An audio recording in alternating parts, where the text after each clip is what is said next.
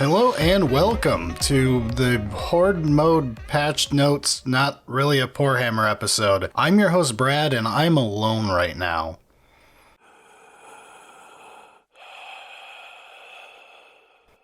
What you doing? How's it going? Kind of weird, isn't it? Anyway, back to what we were doing. I am just here to talk about the update to Horde Mode, initial feedback we got, how warm and fuzzy it made us feel. I'll cover stuff like the addition of Hard Mode that we're planning to do, a lot of the frequently asked questions we got, plans for if we're doing Crusade compatibility and all that. So stay tuned, I've got answers for all of you. So without any further ado, let's get into this. Alright, so before we go any further, this is the first time we've had a Horde Mode focused episode since the release of Horde Mode last month. And in that time, we created a Discord to give your feedback for Horde Mode on, and to discuss Horde Mode, to find people to play with online or locally or whatever. Just general, open, public Discord for you to go to. The link for that will be in a pinned comment and the description below on the YouTube video or the show notes for the audio episode. You can also go there in order to keep updated on all Horde Mode related stuff. I have an announcements channel where I can ping people who want to be pinged for like Horde Mode updates. As for this patch, this is version 0.83, which follows version 0.82. I don't have a real solid reason for the numbers. They just get ticked up by 10 when I think it's super important and otherwise go up by 1. So in this case, it was mostly fixing a lot of grammar, a lot of weird wordings, a lot of things that weren't covered in the rules that people found out when people started playing more varied games than in our private tests with the patrons. I'm also aware of several other things that I would like to change, but err on the side of balance changes. Those are going to wait until next update because I mostly wanted to give everyone a fine-tuned version of the current update to finish testing on, giving feedback on, having questions on, and then we'll start rolling out the changes officially for a rebalanced version with some minor fixes. But we can talk about what those plans are in this episode so that maybe you can try them out in advance and tell us like, hey, this worked really well, make sure to actually go through with it, or like if one of my ideas is way too horrible, then you can give feedback on that once you've played with it. Only once you've played with it, not your gut reaction. One of the things that was brought up a lot in our initial feedback was, this is amazing, but I play AOS, can we get it ported to AOS? The answer is, people are working on it, I am not those people. I believe it is something that is being worked on within the Horde Mode Discord server that we've got. There was like multiple groups trying to adapt it and running into the various issues of adapting it straight to AOS. It did need some tweaks. I don't know the details. I would be happy to talk to people who are working on the AOS-ified version of this to see if there could be like a, here we go, follow these people for the AOS version. I don't plan on doing it myself though. Upkeeping Horde Mode is enough work on its own, let me tell you. Also, if you'd like to help out Horde Mode and you're artistically inclined, or you've got experience like PDF-ifying and making things look pretty in a technical document like a manual, we could use some help on that front. As I record this right now, I have updated the Google Doc version of the Horde Mode rules, and I've passed the buck off to several volunteers in Borrelio to finish PDF-ifying it and throwing together the cards so that the cards can be nice and updated and you can reprint them with the new text on them. All of that is being done by not me because I don't have the talent for it. But if you want to help with that, Horde Mode Discord, you can find where to help in there. Also, we're trying to get some official, that sounds weird because it's like a fan format, but like official banner art and stuff so that we can have like a logo for what Horde Mode is so that people are like, hey, that's Horde Mode. If you want to try like throwing your hat in the ring for making something for that, just for your own pride's sake, that is also on the Horde Mode Discord right now. You can find an announcement in the announcements channel, and submissions go into the community events channel right now. We're just looking for stuff so that we can get a nice looking setup for Horde Mode because it's all running on temp art from Borrelio and I, and it's not pretty. Also, before I forget, even though this isn't an official episode, if you're interested in keeping up with Horde Mode and stuff, and you like what we do here, please make sure YouTube pleasantries, blah, blah, blah. It helps us a lot. We'll talk about some YouTube stuff later in this episode, but I have to throw that out there because I don't want YouTube punishing us for me making a non-mainline episode. All right, with all of that out of the way, it's now time to talk about what we changed, what we didn't, some basic feedback we got, all that jam. I'm not going to read any of the actual feedback emails we got or the messages from Discord. They were mostly very lovely to read, but since I didn't get permission to slap you all up on the screen, you may have assumed these were going to be private feedback. I won't directly post them. I will tell people about how awesome it is though. So to start things off, we were missing a couple units. They have been added to the spawn tables. If you still don't see a unit that you know should be there, please inform us and we'll get it in the next patch through of this. Chimera filled with units was missing. A couple of demons units were missing or misspelled. We added the AdMech new model that I gave a very serious actual name and definitely didn't give him a joke name in the table. So hopefully the spawn tables are now complete. I hope. If you find anything missing though, again, just tell us and we'll get it on the next patch. While we're talking about the term full and spawn tables, let me also take a moment to talk about one of the most frequently asked questions in the feedback is, what does the term full mean? And we've now added it to the reminder list on the side of the spawn tables. My bad for not having it in the first place. It is defined as the term full is any valid unit on the spawning table for that transport to carry. Decide what to fill it with at your discretion. 10 Terminators with a leader attached in a Land Raider is the exact same entry as a Land Raider with 5 intercessors and nothing else. You can either do it randomly, pick it off the shelf depending on what you have access to, punish yourself as hardly as possible. It's all up to your playgroup. And that's one of the key things that'll come up again and again here is people were wondering about like, how do I decide between blank or blank? And the answer is, A, do you have access to one and not the other? And B, it's up to you to determine the difficulty of the game mode for yourself. You can take it easy on yourself. You can go for the worst possible case every time, whatever your playgroup tends to like. We tried not to be overbearing and tried not to make it too overcomplicated with how you have to pick a unit. It is meant to be playable by any playgroup. While we're on the topic of the spawning table still, another one that got brought up by a couple people who have no taste is, how do you spawn in a drop pod? What are the rules for spawning in a drop pod? Blah, blah, blah. After much debating, we came up with the very clever solution of adding a designer note where we say you should not use aircraft because they suck in this mode and break the rules and are very difficult to work with. We said also drop pods. This is not a coward's way out. I don't care. Drop pods are stupid. Thank you for coming to my TED Talk. But yeah, drop pods are a bit too complicated to figure out like a easy way to explain how they should drop that'll work on like any given board state that isn't like a huge figure it out on your own. So I'm just going to say they're essentially useless if you follow the rules of how spawning should work, so don't use them. But they're on the table in case you must use them or you really like them for some reason. And for a last note for the spawn tables, one of the key things we kept getting asked that somehow nobody in the closed beta thought about, partly because we were playing it online for the most part, and my playgroup has access to like literally everything, was, can you mix spawn tables? Which it should be obvious, and I can't believe I didn't think of it before now. Yeah, why not? There's no reason that the Horde should be locked to only one faction. So a big bonus of adding in the little line saying that you can do this is now Knights, where like half the spawn table is blank and you have to do a roll down and they don't even have the lowest tier, so you roll down to nothingness. That can be filled by a separate faction that you want to ally with the Knights, whether it be, you know, the random Marines you have laying around or whatever matches their flavor that you like. Another nice part of this is if you're like Drukhari, you have the issue of the top of the spawn table has like literally nothing, so you could mix with other elves to get there if you've got those laying around the house too, which if you have bad enough taste to play one type of elf, you probably have someone in your playgroup who has bad enough taste to play another type of elf. It's true with our playgroup.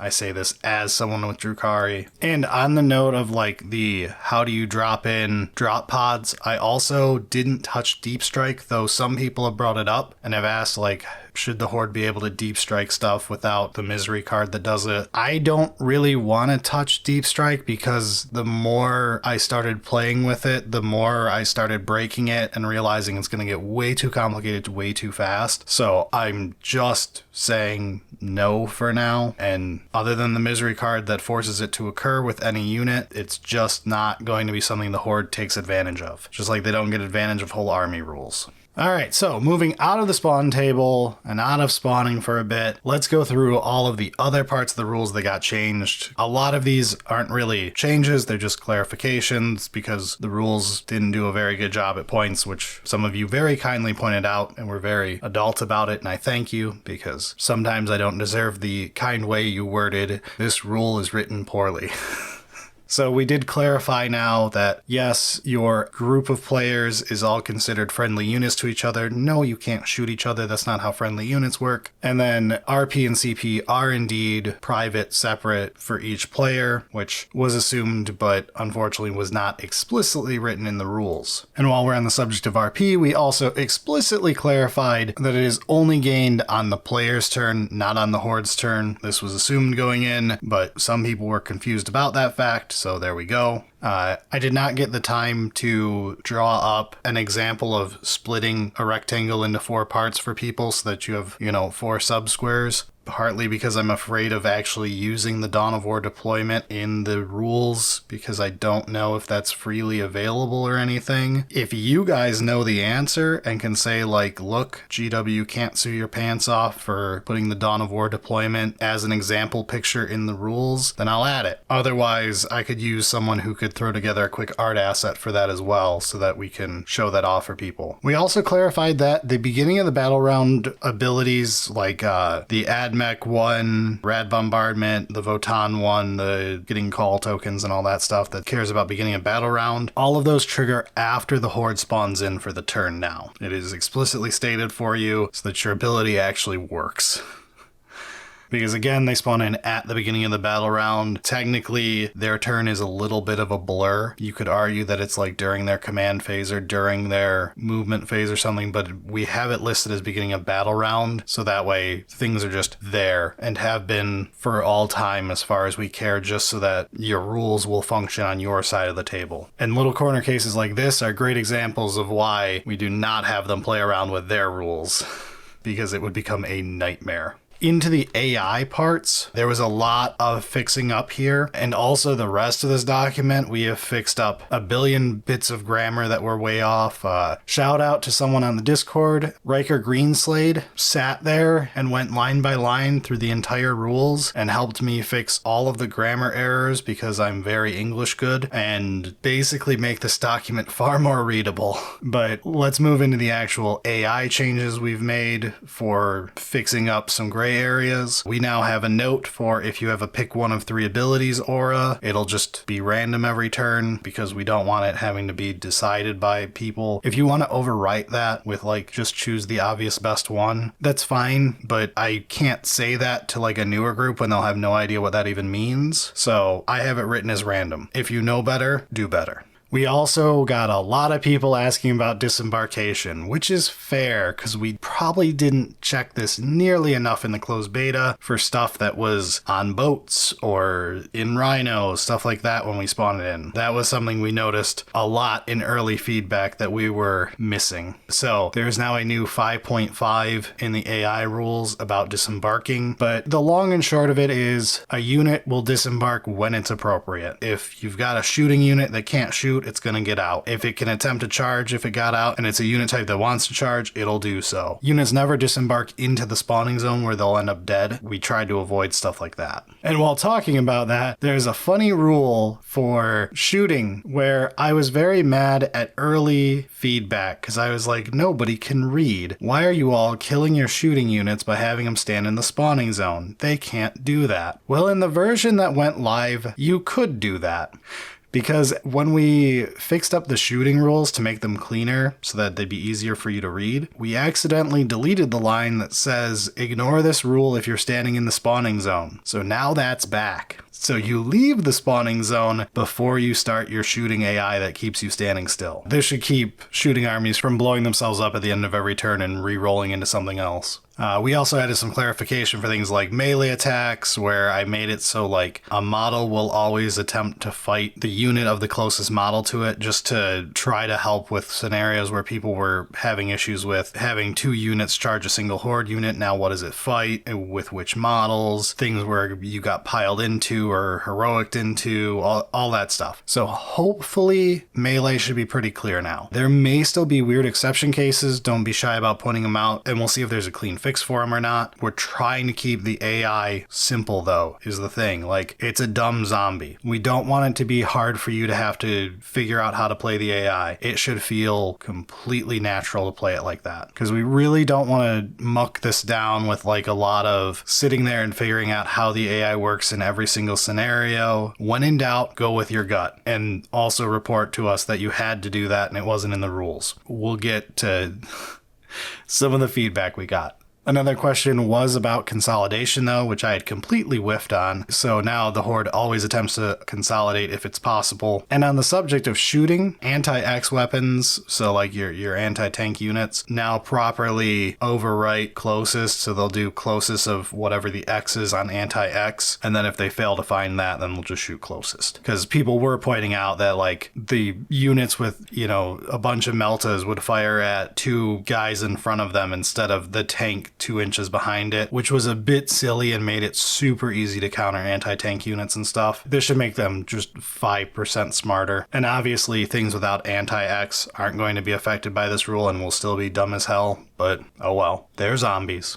All right, moving into everybody's favorite part, we've got our purchase table for reinforcement points, the misery deck, your secondary missions, your secret objectives, all of those. We touched them up so that hopefully we got rid of any weird issues that people were having with them. So first up, patched up, we fixed the wording so that if a leader is lost from precision, they'll reattach whatever. Small corner case, but it happens. Do remember though, if a leader's unit it's attached to all die, by the rules of 40k, it respawns as its own unit. So patched up would no longer work on that. That's just how the rules work. That's not part of this mode. That's 40k. And while we're on the subject of patched up, yes, I'm aware patched up is extremely strong on knights and extremely terrible on small units. It is highly likely, almost guaranteed, that we're changing patched up in version 0.9 or whatever we'll end up calling it, the first real balance update. I'm probably going to make it cost the unit's bracket number, if that makes sense. So a knight is going to cost 10 RP, while AdMech 10-man nobodies is going to cost you 3 or whatever. That should help a lot with making patched up more universally balanced, because it's like way too good on some Titanic stuff and it's really, really bad on a lot of other units where you're like, oh, maybe I should patch up my guys. Why would I waste so much RP patching up my soldiers? If you want to play in advance like that and give us feedback, please do so, but please take note that you're playing the new version when you give us feedback about that. Like, hey, I'm playing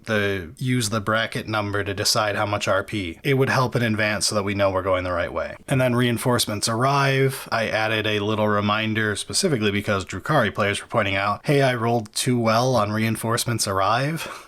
And I didn't get anything, which is an awful feeling. So now if you have nothing on the reinforcements arrive roll, you can go down 1 tier and spawn 2 units of the tier below it. This should help things like Drukhari, or rolling like a 7, I think, on knights would be blank, which is super awkward because I think, you know, the most rolled window spawns nothing on knights. Also, field promotion was terribly worded, I will admit. I'm still not perfectly happy with the new wording, but it should be infinitely more clear how it functions. Yes, there's a bunch of weird cases that can occur that aren't quite as flavorful, but it was your choice for doing that instead of the more flavorful option in the bracket, and some brackets we just lose out on if it's not that flavorful. But, it's a really fun and really strong ability either way. So, to read off the new field promotion, Destroy a unit that you own that is not in combat. Roll 2d6 plus 1. Select a unit of your choice from the corresponding bracket on your army spawning table. You may pick a unit of any model count to upgrade into, but you may not place more models in this new unit than were in the destroyed unit. Set up that unit on the battlefield as close as possible to the original unit's position. The unit may not set up with an engagement range of enemy models when doing this. So no, your 20 boys does not upgrade into 20 Gazes if you roll well. It's one unit. You chose Gaz. And no, your 3 guys don't suddenly become 10 Terminators when you sacrifice them. You could have 3 Terminators or 1 tank. Those would be in the same bracket, but you cannot have 3 tanks out of 3 guys, and you cannot have 10 Terminators out of 3 guys. It must be equal or less in the number that replaces the original. So you could say, I'm going to target 10 Terminators and put in 3 of them because that's how many guys I had removed. There you go. Hopefully that clarifies everything with field promotion. It's one where we got the most confused uses of it in the first feedbacks. Some of them I question how you read that even with the old bad wording, but whatever. My fault. It was very poorly worded. And on to secondaries, use it or lose it is the thing we got the most negative comments about for ruining a game, where you would draw at turn 1 and start snowballing downhill from there because it's basically impossible to get on turn 1. So now it does if you draw this battle round 1, you'll draw something else instead and then shuffle it back into the deck. So that way it can show up later, but it can't ruin turn 1. This also gets into a major thing that has come up in the feedback. And I understand this because I'm on this side of it. We had quite a few people asking us if we could increase the difficulty of the game mode, to which I will say, not in the normal version. Here's a back-end view of how feedback went. We had probably 95+% people with positive feedback, and I'm very happy about that. Some of them would say, hey, this is a little too hard. Some of them would say, hey, this is a little too easy. Some of them would say, we played 3 games. At first, we thought it was horribly hard. By the end, we thought it was really easy. Lots of feedback. But by and large, a lot of people playing this format are more casual play groups, playing with people who play less often. Great for co-op with people who are more casual in your play group or teaching them. I'm not interested in making the current mode harder because we got a lot more people having a rough time winning than we did people being bored. My play group obviously is a bunch of tryhards. We knew going in that this game mode, as it stands with the rules that I have in place, is probably near auto win unless we take very fluffy lifts and we start playing very fluffy and we try to actually stop ourselves from gaming the system. If you're the type of person to be on the higher end where you may need more challenge, when we do the next major revision is when I'm going to introduce an alternative mode. I'm just calling it hard mode, so we'll have normal mode and hard mode. Hard mode is basically just normal mode, but we're changing how the battle rounds will work. If you want to play it in advance right now, go for it. Tell me if it was hard enough or if it was too hard. So the way hard mode will work is it will just change the misery and spawn rolls per battle round. My initial balance for hard mode is on battle round 1, you will draw a misery card and have +0 to spawn rolls. Battle round 2 will be 1 misery card and +1 to spawn rolls. Battle round 3 will be 2 misery cards and +1 to spawn rolls. Battle round 4 would be 2 misery cards +2 to spawn rolls. And then battle round 5 will be 3 misery cards and +3 to spawn rolls. So that's like a lot more misery cards than in a vanilla game. In a normal game, you will only see 5 misery cards and 3 of those are on that last turn. In this mode, you will see 9 of them. So you see way more of them with, again, 3 on the last turn. So over the course of the game, hard mode is going to be much more challenging for your playgroup. And it's the most minimal way I could implement a hard mode. There's been plenty of ideas we've been bouncing around in the Discord with the patrons and in the 40k Horde Mode Discord, all of that. But I like this because it's a very clean, minimal change where you don't have to worry about any other rules alterations, just changing the misery cards and the spawn rolls to make the game harder. And with how breakpoints work on spawn tables, +1 to spawn rolls, etc., are very dangerous because it makes a 6 into a 7, and when you look at dice math, it's a lot. So there you go. For those wondering if we're getting a hard mode, yes we are. Please test it in advance if you're interested. Alright, let's move on to the secret objective changes. Again, like the rest of the document, a lot of grammar updates and fixes, but the major ones is we cleared up the wording on Master Sculptor, hopefully, so you're aware that it is any combination that leads to a tally of 5 uses of airstrike and fortify positions. I tried to make it make sense without making it overly wordy, but I'm hoping it comes through on the new wording. Keep a tally of the amount of uses of both airstrike and fortify positions you use over the game. Reveal this objective after your 5th total tally. You must survive until the end of the game to complete this objective. Hopefully that's clear now, because we did have some questions in the feedback about that. And a final one, Pure Spite didn't have the wording for single player redraw. We added that. There we go. Oops, my bad. Now, before we get into the most frequently asked questions that didn't get resolved in this, I do want to share a little secret YouTube knowledge with you.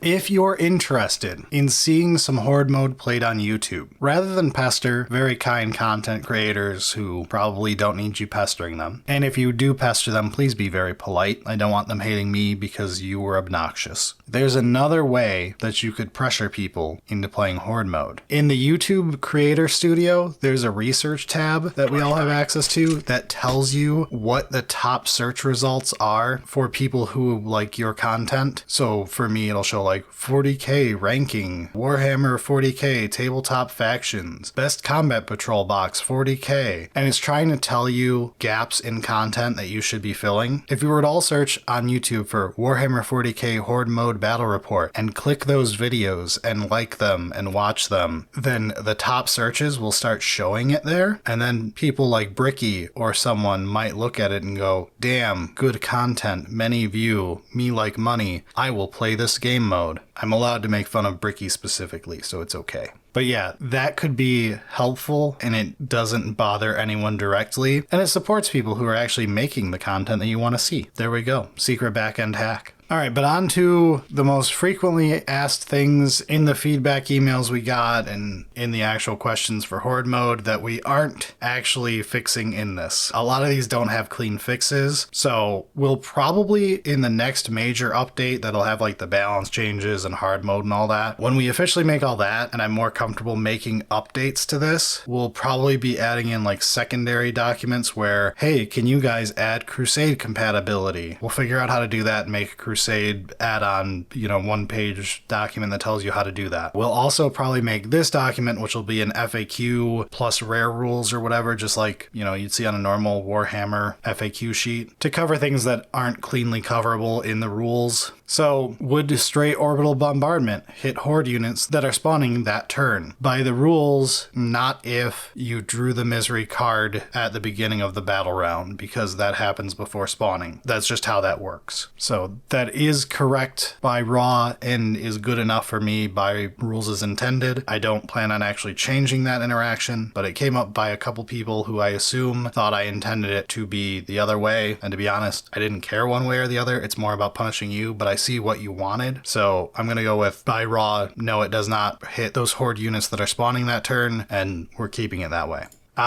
This one was a fun one. So 2 players had secret objectives about warlords. One of them wanted a warlord to be destroyed, another one wanted the warlord to survive to the end of the game. The player who had the secret objective to survive used field promotion on their warlord. That unit was destroyed and replaced by another one. Does this mean they failed their secret objective, or the other player scored theirs, or is it the other way around because the warlord returned as something new? I'm going with raw on this one, and no, that warlord was destroyed. Check. And the unit that comes back is not the one you submitted as your warlord at the beginning of the game. So you don't have a warlord. You killed him. But that was a really fun interaction to read about. It was also pointed out that the Imperial Knights' hold objective deed is really weird to fulfill when they will get destroyed for standing on it at the end of turn. Yeah, I'm not changing the rules of the spawn zone for that, because as it is, some people are pointing out more cheese strategies that we have to counteract rather than get rid of the ones that are in place. There were some really interesting permutations of spawning that people were coming up with in feedback of like, hey, you could try this, you would try this. And while they're very cool, and I loved some of them, they're way too large of changes for me to approve doing right now, having just finished a lot of work to get our current spawning method in. I will look into those for the future though, for those of you who submitted some very interesting ones. I was not just pandering to you in the emails I sent back. Some of those were amazing. And then probably the most asked question on all of the feedback is an unfortunate side effect of how the spawn table is made. It was some variant of, hey, some unit sizes in the spawn table don't add up. They're both in the same bracket. 5 and 10 intercessors are together. Or, I don't know if intercessors are that, but for many units, there was a 5 and 10 in the same bracket. The reason for that is how the spawn table is set up. It's a function of points costs with slight movement depending. But we took points cost and we did an equation with the probability of rolling X or higher on 2d6 to figure out how many points in a turn should be spawning statistically, blah, blah, blah. You don't need to know how boring all that was, but where we landed is why things are in the brackets they're in. And unfortunately, that means that the points value of 5 intercessors and 10 intercessors may fall within the same bracket. So it's up to you if you spawn 5 or 10. You can decide that however you want. It could be as simple as, I don't own 10 of this unit, but I do own 5 of it. Spawn 5 of it. That's fine. It could be we're losing really bad and we could use a break. Let's say only 5 spawned. That's fine. Or, fuck my shit up, fam. Okay, spawn 10. All of that's on you, up to your playgroup. My playgroup loves just do the worst possible thing, or the funny thing. We really like respawning a unit that was hard to take down and putting it right back in the spawn zone that it spawned in the first time just to annoy the person defending that part of the board. It's hilarious, and it doesn't stop being hilarious after games. Stuff like that is just like the fun of playing this format. We did get some more questions, like even really recently, someone brought up like, hey, it says to always use the ability, and the Biovore has an ability to spawn a spore instead of firing, so I use it. But where does the spore go? Because there's no rules for dropping a spore in. I don't have an answer for you, but that sure is a good question. Figure it out. Alright, it's been like an hour of recording this. I'm hoping this isn't an hour-long episode. We'll see. I hope I didn't bore you all by being solo and just talking at you. And I hope you all enjoy the update to the Horde Mode rules and get to play it over the holiday season. I'm trying to rush this out as soon as we can so that you can all be notified and hopefully get a chance to play it with your friends. The feedback we got was so great. I absolutely loved reading it all. I've continued to read the feedback that's been posted on the Discord. Thank you all for liking this game mode. It was a lot of work and I was really afraid it would suck. I'm really glad everybody liked it. So don't be shy. Share your stories. They're absolutely amazing to read. The person whose Death Guard player betrayed everybody in the 11th hour and won alone was amazing to read that story. That was so good. I really wish I could post it, but I don't have permission and I don't want to just randomly post it. If you share in the comments though, I will attempt to get people to notice it though, because it was amazing. Yeah, from the bottom of my heart, thank you all. Go out there, have fun, enjoy this game mode. May there be many updates to come, but not too close together because it's a lot of work. And again, if you want to help out or anything, join the Discord. If you want to stay up to speed, join the Discord and remember to give yourself the role so you get pinged for it. And YouTube pleasantries, I guess. All right, take me out of here, Borelio. Play the music.